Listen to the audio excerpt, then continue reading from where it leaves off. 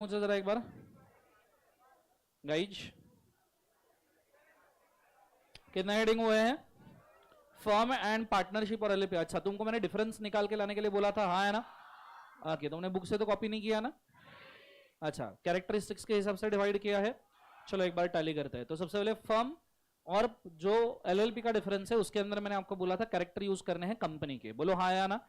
Okay, company के character कौन कौन से है बोलो एक बार। Incorporated association. मुझे एक बात बताओ, एलएलपी और फर्म के लिए तुमने हेडिंग लिखा होगा सबने इनकॉर्पोरेटेड एसोसिएशन। बोलो हाँ या ना? अरे ये सर नो, हेडिंग वाले इसमें इनकॉर्पोरेटेड एसोसिएशन लिखा है। अच्छा, एलएलपी में क्या लिखा बताओ?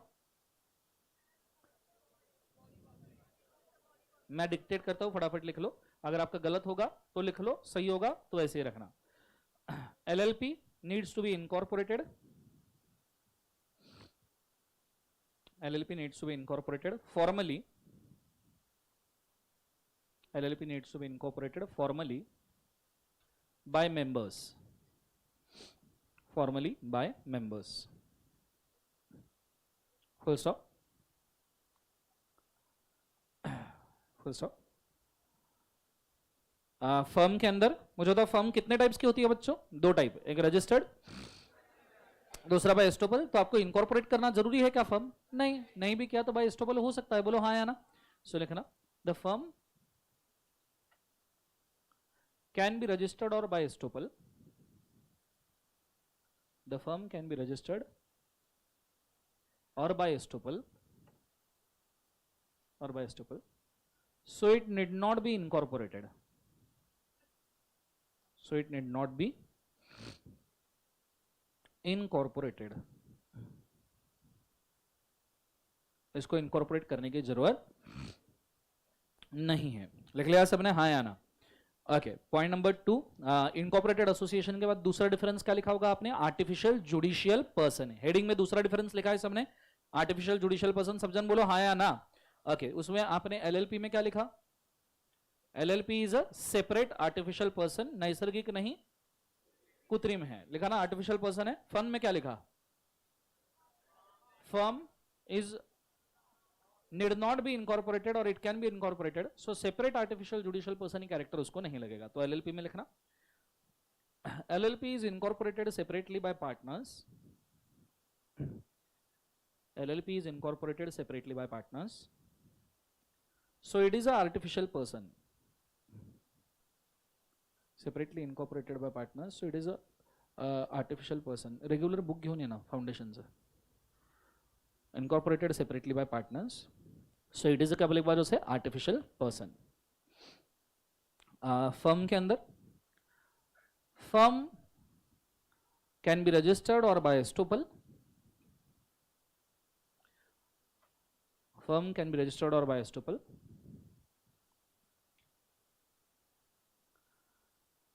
So unregistered firm unregistered firm is not an artificial person. Unregistered firm is not an artificial person.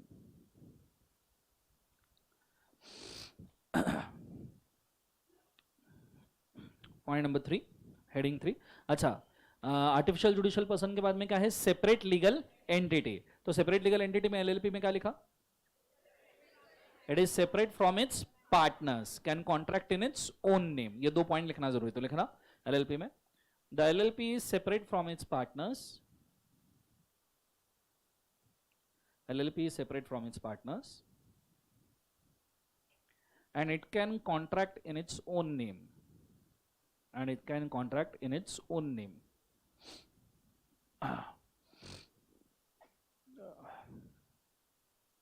It can contract in its own name. Firm में लिखना, the identity of the firm,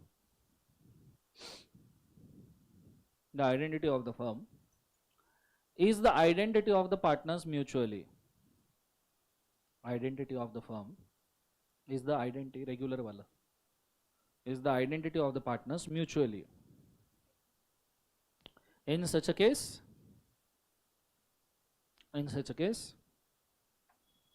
it cannot be considered as separate legal entity.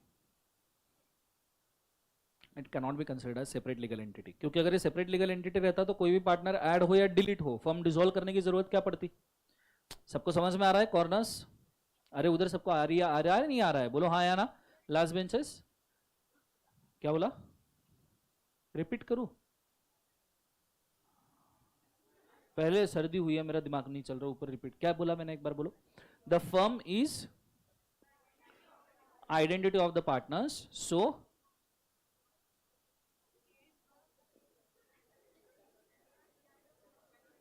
आज full Ghazni mood में हूं मैं, book दो मेरे को। उसको बाजू वाले दिखाओ ना, किसी ने लिखा होगा, दिखाओ ना उसको। ठीक है, नेक्स्ट वन। आगे सेपरेट लीगल एंटिटी के बाद में अगला, आप मेरे को बिल्कुल मत छेड़ना। हाँ आज कोई कोई छेड़ेगा नहीं मेरे को, मैं बता रहा हूं तुमको। बहुत पहली सर्दी से जेजार, क्या बोलते उसको? बेकार नहीं, भिखारी, बेजार। बेजार हूं मैं।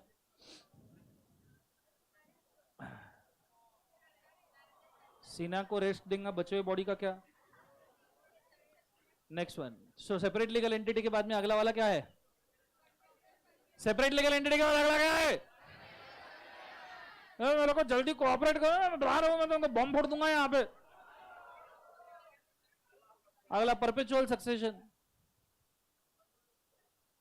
मुझे एक बात बताओ, एलएलपी में पार्टनर चाहे आए जाए, डेजिग्नेटेड पार्टनर चाहे आए जाए, एलएलपी युगों युगों तक, जन्मों जन्मों तक चलती जाए, पर पार्टनरशिप में पार्टनर चाहे, धीरे धीरे आराम से, गलत। पार्टनरशिप में पार्टनर चाहे आए जाए, मेंबर चाहे आए जाए, पार्टनरशिप लगे डिसॉल्व हो जाएगी। समझ में आ रहा है सबको? हाँ है ना? जोर से बोलो सर नो। तो नीचे लिखना एलएलपी में, in case of death or insolvency,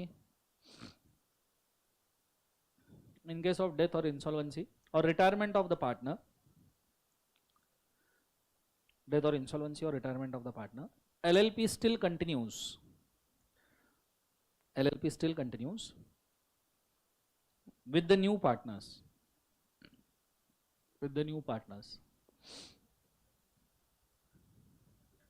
with the क्या बोले एक बार? New partner. LLP still continues with the new partner.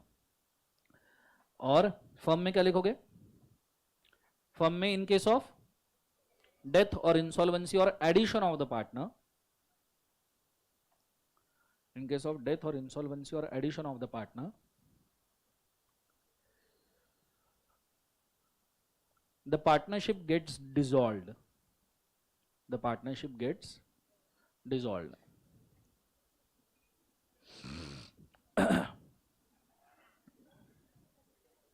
Partnership gets क्या बोले एक बार उसे? डिसॉल्व। सबने लिख लिया? बोलो हाँ या ना। चलो नेक्स्ट वाला हेडिंग, परपेचुअल सक्सेशन के बाद में क्या है बोले एक बार उसे? Limited liability. अगला हेडिंग लिमिटेड लाइबिलिटी। मुझे होता किसकी लाइबिलिटी लिमिटेड है? एलएलपी। पार्टनरशिप में लाइबिलिटी लिमिटेड होती है क्या? नहीं। क्या पार्टनर के पर्सनल एसेट दाव पे लग जाएंगे? ओके, लिखना LLP, LLP have limit on liability of its partners, have limit on liability of its partners,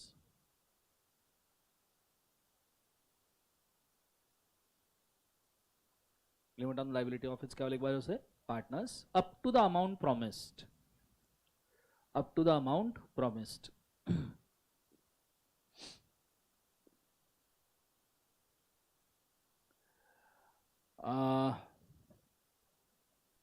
firm में लिखना ठीक है,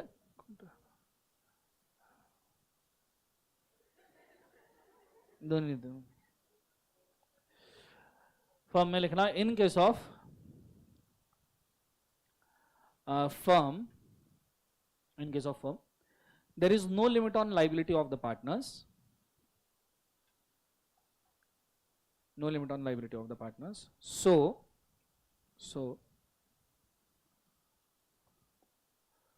partners need to pay the amount, so partners need to pay the amount out of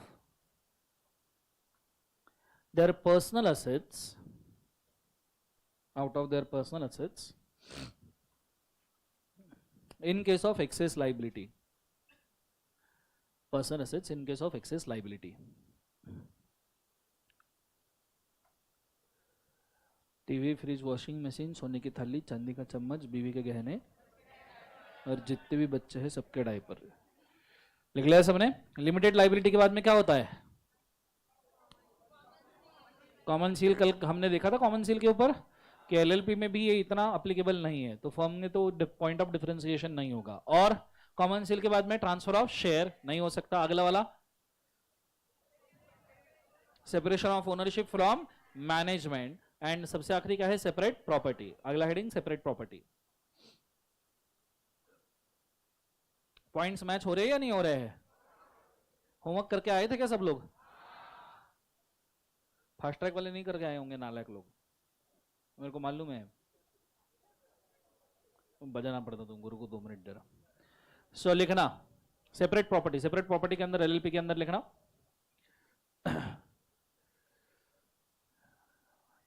क्या बोल रहा था मैं? Separate property. हाँ, एलएलपी के अंदर लिखना the LLP can have property in its own name,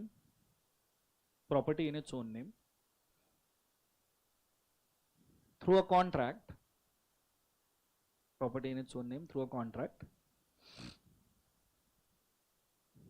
as a range of assets and liabilities, as a range of assets and liabilities.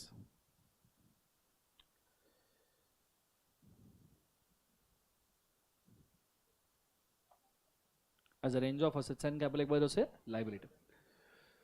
Firm में the partnership assets are called, इसको एक specific नाम है partnership के assets को। क्या नाम है? अगर तुमने सुना होगा तो जॉइंट स्टॉक असेट सुना है या जॉइंट असेट्स सुना होगा? हाँ है ना? सो पार्टनरशिप के असेट्स कभी भी फर्म के नहीं माने जाते, ऐसा माना जाता है they are the joint assets, mutual assets. Clear है कंसेप्ट? तो पार्टनरशिप में the assets of the firm are mutual and joint assets of the partners. The assets of the firm are mutual and joint assets of the partners in agreed proportion. The assets of the firm are joint and mutual assets of the partners in agreed proportion.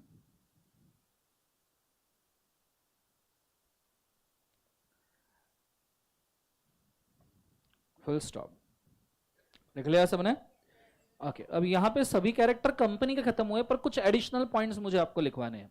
जैसे कल class में आते से हमने mutual agency का discussion लिया था, याद है मुझे? तो पार्टनरशिप में एक पार्टनर काम करे तो सब पार्टनर लायबल होते हैं, बोलो हाँ या ना?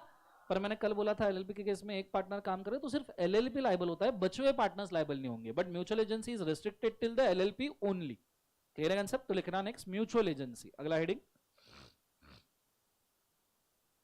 हेडिंग म्यूचुअल एजेंसी लिखना। इन case of LLP,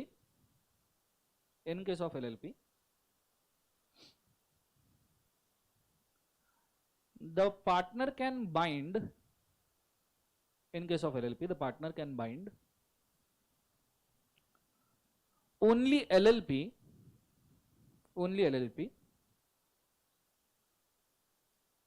and not the other partners. Only LLP and not the क्या एक बार उसे other partners.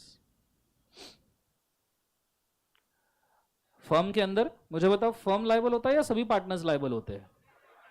सभी पार्टनर्स। तो निकला फर्म में in case of firm, all the partners are bound.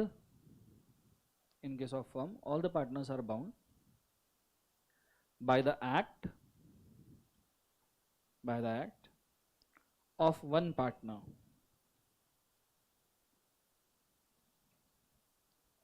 By the act of one partner. Full stop. मुझे एक बात बताओ, एलएलपी में जो पार्टनर मैनेजमेंट देखते हैं उनको क्या कहा जाता है? Designated partner. और पार्टनरशिप फर्म में जो देखते हैं उनको क्या कहा जाता है? मैनेजिंग पार्टनर्स या वर्किंग पार्टनर्स। बोलो हाँ है ना? अब एक्चुअली बहुत फालतू सा डिफरेंस है, बट पॉइंट ऐड करने के लिए लिख के रखो, ठीक है? सो टाइप ऑफ पार्टनर करके लिखना। स्पेस खत्म हो गया क्या? ऊपर के मार्जिन में लिखो, लिखना टाइप ऑफ पार्टनर, वो भी खत्म हो गई। टाइप ऑफ पार्टनर में पॉइंट नंबर 1 एलएलपी में The managing partner are called as designated partners. The managing partner are called as designated partners. Firm में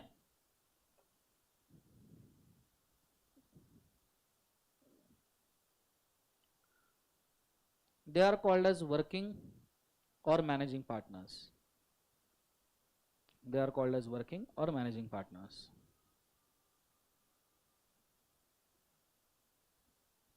फुल स्टॉप लिख लिया सबने? कॉमन सील वाला लिख ले क्या कि रहने दे? लिखा है ना तुमने? क्या लिखा कॉमन सील में? क्या लिखा बोलो जरा? कॉमन सील में आपने ये लिखना है LLP may have common seal. Firm के केस में there is no requirement of the seal. ठीक है, चाहिए तो लिख लो LLP में कॉमन सील में the LLP may have the common seal. Firm के केस में there is no such requirement. There is no such requirement.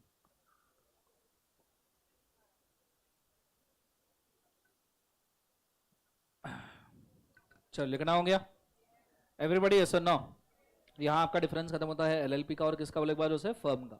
अगला हेडिंग कंपनी एंड LLP या LLP एंड कंपनी. ये भी डिफरेंस ड्रॉ किया है? बोलो हाँ है ना? अब मैंने आपको बोला था पार्टनरशिप के कैरेक्टर्स को सबसे पहले इसमें यूज करना. हाँ है ना? पार्टनरशिप के कैरेक्टर्स क्या है? टू और मोर पर्सन. बोलो हाँ है ना? क्या ये डिफरेंस बन सकता है? बिल्कुल, क्योंकि कंपनी तो ओपीसी भी हो सकती है ना. पार्टनरशिप में तो भी दो लोग लगते हैं, कंपनी तो एक भी पर्सन की बन सकती है. बोलो हाँ या ना? सबको समझ में आ रहा है? तो पहला पॉइंट टू और मोर पर्सन. पहले हेडिंग में लिखना टू और मोर पर्सन.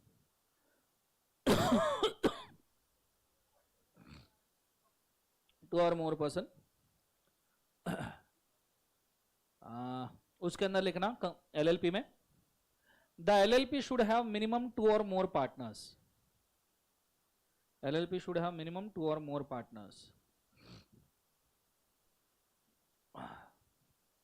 हाँ, LLP should have two or more partners.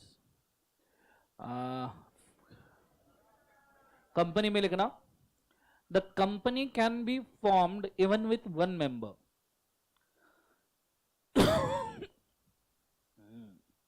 Company can be formed even with the one member, that is OPC. अच्छा मुझे बताओ LLP में टाइप्स ऑफ LLPs हो सकते हैं क्या? अरे बोलो रे, LLP में टाइप्स ऑफ LLP हो सकते हैं क्या? पर कंपनी में बहुत सारे टाइप्स है. आए ला मेरी काऊ. अरे बोलो हाँ या ना? We have seen range of companies. बोलो सर नो? तो मैं इसी से रिगार्डिंग नेक्स्ट पॉइंट लिखवाना चाहूंगा, क्योंकि हम टाइप्स ऑफ मेंबर्स देख रहे हैं तो उसी के बेसिस पे हम कंपनी बाइफरकेट कर सकते हैं ना. ठीक है, अगर किसी ने ऑलरेडी पूरा डिफरेंस लिखा है तो लास्ट में पॉइंट ऐड कर ले. अगर आपने नहीं लिखा, लिखना types. Types. LLP can only be of one type. LLP can only be of one type.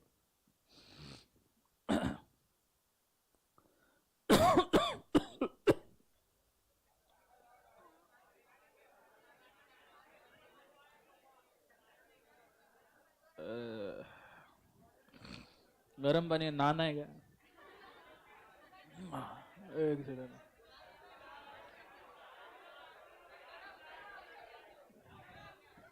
बोलो चीयर्स. क्या बोला रहा था मैं? हाँ, LLP can only have one type. Company में लिखना there are many types of companies. There are many types of companies. Many types of companies. Mainly it is divided. There are many types of companies. Mainly it is divided into three parts. Mainly it is divided into three parts.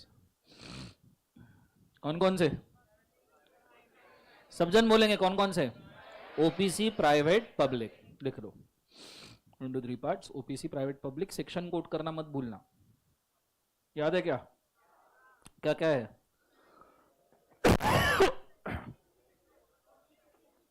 क्या क्या है section बोलो? 2 subsection number 62, 2 subsection 68 and 2 subsection 71. लिख लिया सबने? Next point,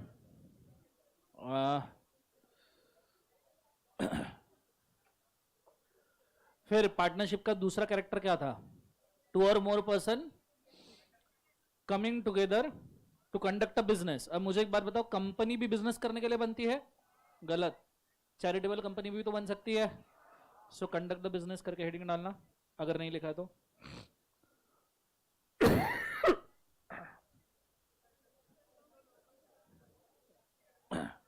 so conduct the business, उसके अंदर पहला एलएलपी में, एलएलपी में लिखना LLP is formed with the intention of doing business.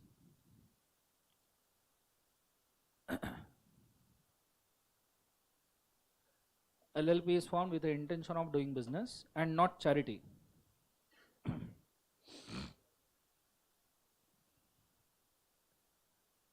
With the intention of doing business and not charity.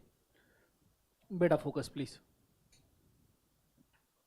Company में the intention can be charitable also.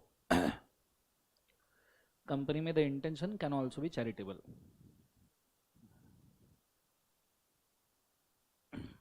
लिख लिया सबने? अच्छा, इसमें प्रॉफिट मोटिव भी आ गया. ठीक है, पार्टनरशिप का जो फर्म का कैरेक्टर होता है ना, with intention of doing business and sharing the profits, हाँ है ना, तो प्रॉफिट मोटिव भी इसके अंदर आ गया. कंसेप्ट समझ में? पर इसमें शेयरिंग द प्रॉफिट्स वाला जो इंटेंशन है ना, वो मैं अलग से आपको डिफरेंशिएट कर दूंगा. ठीक है, नेक्स्ट वाला, फिर there is a mutual agency. बोलो हाँ है ना. अगला हेडिंग म्यूचुअल एजेंसी. थोड़ा सा हेलो आज मेरे साथ. म्यूचुअल एजेंसी एलएलपी में लिखना. मुझे तो एलएलपी में mutual agency is restricted till the LLP only. बोलो हाँ या ना. तो लिखना in LLP partner can make the LLP liable for its act. In LLP partners can make LLP liable for their acts. Partners can make LLP liable for their acts. Company में क्या लिखोगे?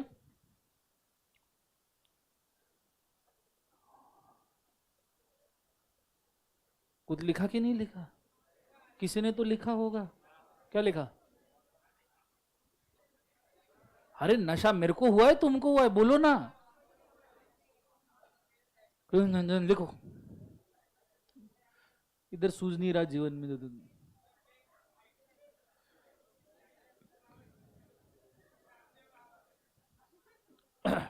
लिखना the members cannot make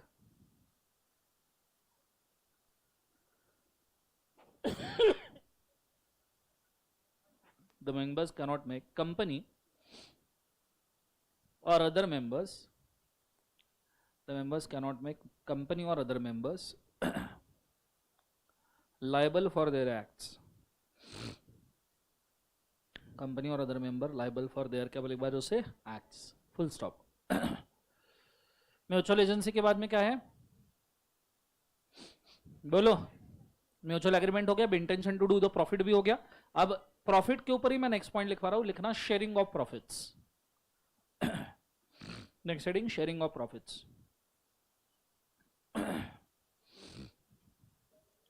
उसमें LLP में लिखना the profits of the LLP,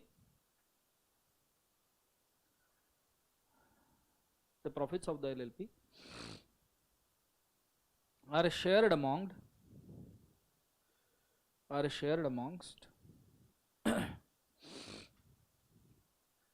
partners and designated partners. Partners and designated partners.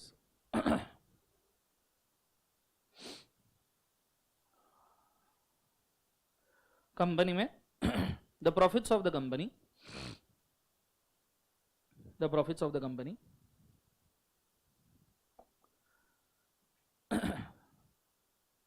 are shared amongst किसके बीच में, director में शेयर करते, मेंबर्स में? शेयर होल्डर मतलब ही मेंबर्स ना. So profits of the company are shared among shareholders, shareholders after remuneration to directors. shareholders after remuneration to किसको बोले एक बार, directors.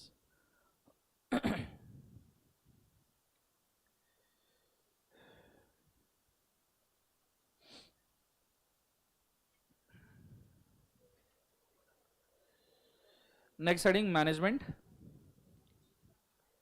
लिखो लिखो कितने पॉइंट्स हुए, 8-9 हो गए ना. अपने को मिनिमम 10 पॉइंट्स चाहिए. रीजन बिंग, तुमको अगर 5-6 मार्क के लिए आया तो आपको 8-10 पॉइंट्स कम से कम लिखते आने चाहिए. ठीक है, एंड 5-6 मार्क के लिए आने के चांसेस है. ठीक है, don't take it otherwise, but 5-6 mark के आने के चांसेस है. एक ही डिफरेंस पूछ लेंगे, लग जाएगी सबकी बात. ठीक है, क्योंकि इजी डिफरेंसेस है. अब एक बात याद रखना, अगर इतने सारे मार्क दे रहे, एग्जाम का एक टिप दे रहा हूं, बहुत प्यार से सुनना. जब भी एग्जाम में सवाल का जवाब दो तो सबसे पहले मार्क्स और टफनेस को कंपेयर कर लेना. 3 चीजों को आपने कंपेयर करना है, the paper toughness, the question toughness and the number of marks allotted. अगर आपका पेपर बहुत टफ है, क्वेश्चन बहुत इजी है and number of marks allotted ज्यादा है, लिख के दिखाता हूं. सो इफ वी से स्ट्रेच ये नहीं होता, जूम नहीं होता क्या, क्या जिंदगी. सो मैं यहां लिख रहा हूं पेपर,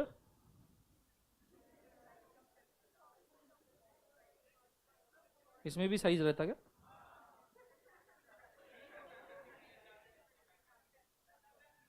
इतने बड़े साइज के साथ क्या करते हो, क्या जिंदगी है ये, हट. सो इधर paper, thank you so much. इधर क्वेश्चन क्या हुआ, एंड इधर मार्क्स. एक और कॉलम लगेगा ना अपने को. अरे यार बकवास आइटम है, किसने इतना पैसा दिया इसके लिए. विंडोज अच्छा है अपना इससे. अच्छा इधर जाता ही है. इधर आपने क्या करना चाहिए, what you shall do, what to do. Please focus करो जीवन में. अरे मेरे छेड़ो मत, मैं पहले ही बोला है तुमको. चाहे पुलिस कंप्लेंट कर दूंगा. Let's go. सो पेपर का टफनेस अगर हाई है, पेपर का टफनेस क्या है बोले एक बार, हाई. क्वेश्चन का टफनेस भी हाई है. ठीक है, पहले एक बार आप जब पेपर पढ़ोगे तो आपको समझ में आएगा. सो पहले अगर आप पेपर पढ़ोगे तो आपको समझ में आना चाहिए कि आपका पेपर का टफनेस क्या है. पहले 10 मिनट में पेपर का टफनेस हाई है, क्वेश्चंस का टफनेस भी हाई है, एंड क्वेश्चन आपको 6 मार्क्स के लिए दिया है इंस्टेड ऑफ 4 मार्क्स. मतलब एक्चुअली देखा जाए तो सवाल की लेंथ के हिसाब से 4 मार्क का होना चाहिए था, पर नहीं, वो 6 मार्क के लिए दिया है. तो just right the relevant things, that's all. सिर्फ रिलेवेंट चीजें ही लिखो, ज्यादा कुछ पसारे में जाने का नहीं. जितना पूछा है उतना ही देने का, इतने में इतना मिलेगा. बिकॉज पेपर ऑलरेडी टफ है, क्वेश्चन भी टफ है. तो पेपर टफ है, क्वेश्चन टफ है, 6 मार्क इज नॉर्मल वेटेज. कि हाँ भाई सही है, इवन दो 5 लाइन में खत्म होने वाला आंसर है, पर तुमको बहुत सोचना पड़ेगा आंसर लिखने के पहले, क्योंकि पेपर ही टफ है. प्लानिंग करना पड़ेगा पेपर का, उसमें समय जाएगा. आंसर का प्लानिंग करना पड़ेगा, उसमें समय जाएगा. इसलिए अगर पेपर का टफनेस हाई है, पेपर का टफनेस हाई है, क्वेश्चन का टफनेस लो है, क्वेश्चन ज्यादा टफ नहीं है, और मार्क्स उतने ही हैं 6 मार्क्स, मतलब 4 मार्क्स की जगह पे 6 मार्क्स देकर रखे हैं. This means that, this can mean that, 100% नहीं, but this can mean that the answer might be lengthy. कि यहां पे वो सिर्फ तुम्हारा समय गंवाना चाहते हैं, क्योंकि इजी क्वेश्चन टफ पेपर में क्या कर रहा है, उसकी तो प्लेस ही नहीं है. और अगर इजी क्वेश्चन टफ पेपर में है और लेंथ भी नहीं है तो पेपर टफ ही नहीं है. फिर तो पेपर कैसे टफ हुआ, फिर तो तुमको समय में मिल रहा है, लिख भी अच्छे से पाओगे. क्लियर है. लास्ट, पेपर टफनेस हाई है, क्वेश्चन का मार्किंग भी हाई है, सॉरी क्वेश्चन का difficulty level, sorry my mistake, question का डिफिकल्टी लेवल क्या है बोले एक बार, उसे लो. एंड मार्क्स 4 मार्क्स है, जो नॉर्मल स्टैंडर्डाइज मार्क होते हैं। तो क्वेश्चन का डिफिकल्टी लेवल लो है, मार्क्स 4 मार्क्स है, टू द पॉइंट लिखो। Now there is difference between to the point and relevant. Relevant में थोड़ा सा आप एज बढ़ा के थोड़ा आगे बढ़ सकते हो। टू द पॉइंट में मतलब टू द पॉइंट, जितना पूछा उतना। उसने 4 पॉइंट पूछे, 4 पॉइंट का 4 लाइन में जवाब देके आगे। कंसेप्ट समझ में आ रहा है मैं क्या कह रहा हूं? जोर से बोलो यस और नो। और अगर ऐसा है पेपर टफनेस हाई है, क्वेश्चन का टफनेस भी हाई ही है और मार्क्स 4 है, तो भगवान से दुआ मांगना शुरू कर दो कि तुम्हारा पेपर बस कंप्लीट हो जाए। हाँ, इस केस में एवरेज 20 मार्क का सबका छूटेगा। बस you can just pray, that's all, nothing else you can do. Pray to God, paper पढ़ते से ही प्रे करना शुरू कर देना कि मैं 100 मार्क का लिख लूं। और मैं आपको गारंटी से बोलता हूं, जो इस पेपर में 100 मार्क का लिखेगा, थोड़ा बहुत रिलेवेंट भी चलेगा, थोड़ा इधर उधर हुआ तो भी चलेगा, पर जो इस पेपर में 100 मार्क का लिखेगा वो एवरेज 50 किधर से भी लेके आएगा। क्योंकि इंस्टीट्यूट को भी बच्चों को पास करना है। इंस्टीट्यूट सिर्फ ये चेक करना चाहती है कि प्रेजेंस ऑफ माइंड है या नहीं है, कि किसी को भी सीए बना रहे। कंसेप्ट समझ में आ रहा है? जोर से बोलो यस और no. Let's go on second thing. अगर पेपर का टफनेस मीडियोकर है, क्वेश्चन का टफनेस हाई है, ठीक है, मार्क्स चाहे वॉटेवर, ठीक है, 4 मार्क्स है, 6 मार्क्स है। अब पेपर का टफनेस क्या है बोले एक बार जैसे मीडियम, ठीक है, क्वेश्चन का टफनेस हाई है, दैट मीन्स ये क्वेश्चन उनका स्टार मार्क क्वेश्चन है। दैट मीन्स वो ये चाहते हैं, देखना, दैट मीन्स वो ये चाहते हैं देखना कि किसमें दम है जो ये क्वेश्चन को सॉल्व करेगा। तो इस क्वेश्चन को सिर्फ अटेम्प्ट भी किया तुमने तो तुम्हारा इंप्रेशन अच्छा होगा।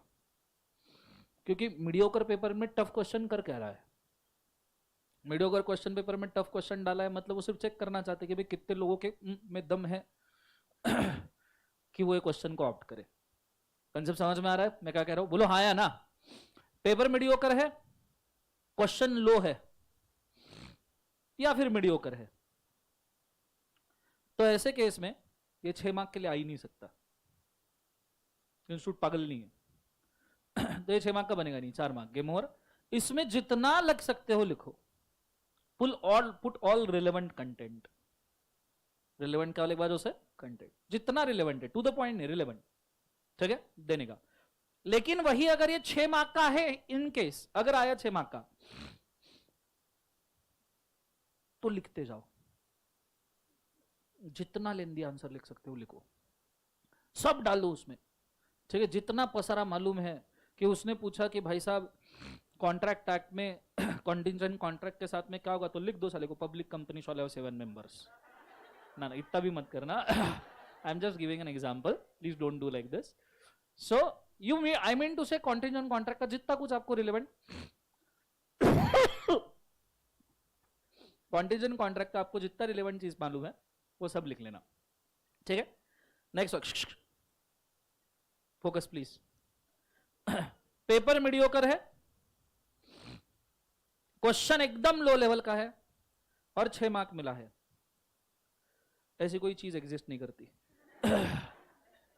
और पेपर लो लेवल का है, कोई संबंध ही पैदा नहीं होता, तो तुम्हारे पेपर इतनी ही डिफिकल्टी में रह सकते हैं। लो डिफिकल्टी वाला पेपर आया तो प्रे मत करना, भगवान को थैंक यू बोलना कि उसने तुमको इंटर में पहुंचा दिया। पर याद रखना, लो लेवल के पेपर में चेकिंग टफ होता है, तो तुम जो लिख रहे हो वो 2 बार चेक करना, जो भी लिख रहे हो 2 बार चेक करना, एक भी बार। लो लेवल का पेपर आया, जल्दी खत्म होगा, एनीवे समय मिलेगा, समय खत्म होने के पहले क्लास के बाहर नहीं निकलना, चुपचाप पेपर चेक करते बैठना, ठीक है। पर ये सौभाग्य बहुत कम लोगों को प्राप्त होता है। मुझे एक बार प्राप्त हुआ है, सीए फाइनल लेवल पे जून वाला एग्जाम था हमारा, इलेक्शन की वजह से 2009। जून के एग्जाम में हमको एसएफएम का पेपर आया था सीए फाइनल लेवल पे। इतना लप्पू पेपर कि मतलब 1.25 घंटे में 3 घंटे का पेपर लिख के लोग बाहर निकल जावे। मैंने क्वेश्चन पेपर 3 बार पढ़ा होगा, सिर्फ इस डर में कि कुछ हिडन तो नहीं है, कि इतना लप्पू हो कैसे सकता है, वो भी सीए फाइनल का। भयंकर 1.25 घंटे में तो मैं लिख के बाहर जाने वाला था। मैंने बोला नहीं, 3 बार चेक करते। मतलब इतना लप्पू था कि उस दिन मैंने सवेरे बैठ के मेरे दोस्त को 52 मार्क का थ्योरी पढ़ाया था, 50 मार्क्स का थ्योरी पढ़ाया था, वो जैसा का वैसा आ गया। उसने एसएफएम जिंदगी भर नहीं पढ़ा, एफएम लाइफ टाइम नहीं पढ़ा उसने, पूरे अटेम्प्ट में नहीं पढ़ा, और उसने उस वक्त उस दिन मेरे से सिर्फ वो थ्योरी पढ़ लिया, मैंने उसको थ्योरी रटा दिया, पास नहीं भाई। मेरे को 64 मार्क थे, उसको 65 थे।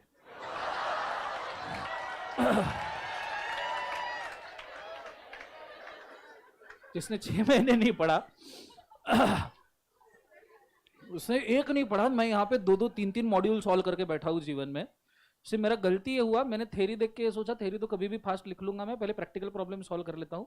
मैं प्रैक्टिकल प्रॉब्लम सॉल्व कर लिया, एंड में मैंने थ्योरी के लिए जो चीजें प्लान की थी वो बाद में उस हिसाब से वर्क नहीं हो, मतलब मेरा क्लियरली पौन घंटा बचा हुआ था, but still I can not plan it accordingly. I opted out wrongly. मैंने पहले थ्योरी उठा लेना चाहिए था, क्योंकि उस पेपर में 50 मार्क का थ्योरी था। सो इंस्टीट्यूट वाज एक्सपेक्टिंग, क्योंकि एसएफएम मतलब प्रैक्टिकल सब्जेक्ट, तो प्रैक्टिकल सब्जेक्ट में थ्योरी कर क्या रहा है। तो हमेशा ये बात याद रखना, पेपर का अगर ये डिफिकल्टी लेवल चल रहा है, इस डिफिकल्टी लेवल से ऊपर का सवाल आता है तो पूछो क्यों आया। पेपर का एक डिफिकल्टी लेवल चल रहा है, उससे अगर नीचे का सवाल आता है तो पूछो क्यों आया। जिस वक्त आप ये सवाल पूछ लोगे ना क्वेश्चन के लिए, समझो पेपर डिफिकल्टी लेवल हार्ड है, आंसर क्वेश्चन इजी आ गया, तो पहले 2 बार पढ़ो साला इजी है क्या सच में, या कुछ हिडन है। और अगर सच में इजी है तो पूछो खुद से ये कि क्यों आया यहाँ पे, तुमको खुद का आंसर मिल जाएगा कि तुमने उस आंसर के साथ करना क्या चाहिए। अगर इजी और आया है, इसका मतलब यह है कि भाई साहब तुमसे एक तो लेंथ एक्सपेक्टेड है या तो फिर कुछ तो भी ट्रिक उसके अंदर इन्वॉल्व है। सो जिस लेवल का पेपर है ना, उस लेवल के सब क्वेश्चंस होने चाहिए। ये एक गुरु मंत्र तुमने याद रखना रफली। समझ में आया सबको? जोर से बोलो हाँ है ना, इसको लिख के रखिए।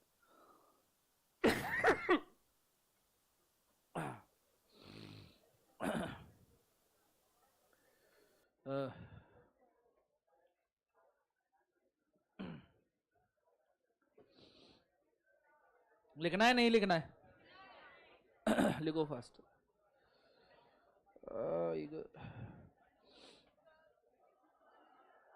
एसी का रिमोट किधर है?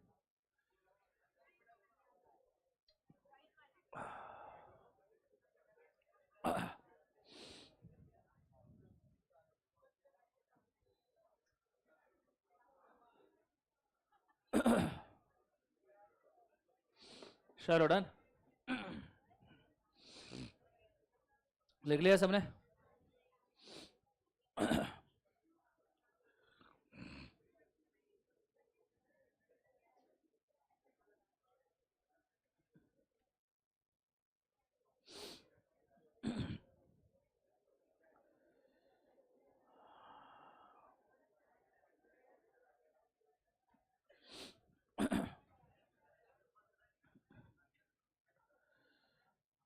चलो डन एवरीबॉडी।